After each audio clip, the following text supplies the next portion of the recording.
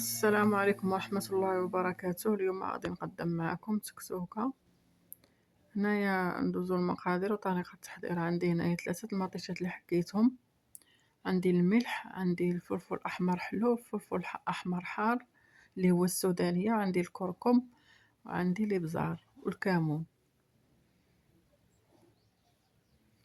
عندي هنا زيت زيتون وزيت المائدة مخلطين 4 كاس.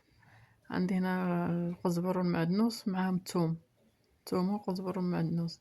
عندي هنا الفلفله اللي شويتها وقطعتها مربعات، شويتها ونقيتها وقطعتها مربعات. هنا كنضيف الزيت المطيشه. هنا راه كنت غادي نقص من الزيت ثاني كثير وليت درتو كامل.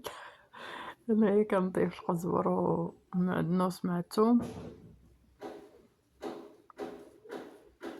هنا غادي نضيف التوابل: الكركم، البابريكا، كمون والابزار والملح والسودانيه. الحار تيبقى على حساب الذوق. هنايا كندير المكونات ديالي، لاصوص ديالي تشحر مزيان.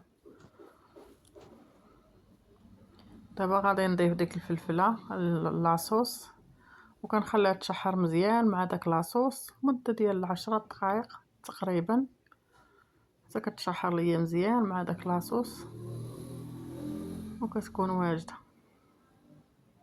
هذه هي التكسوكه اللي كنديرو دائما. هنايا راه الكمون ضروري يكون فيه التكسوكه.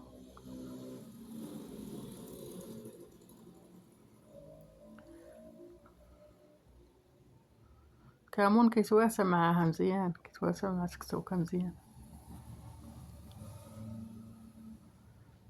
ها هي التكسوكه ديالنا وجدات. انا راه زينتها بالمعدنوس. كنتمنى تنال اعجابكم والسلام عليكم.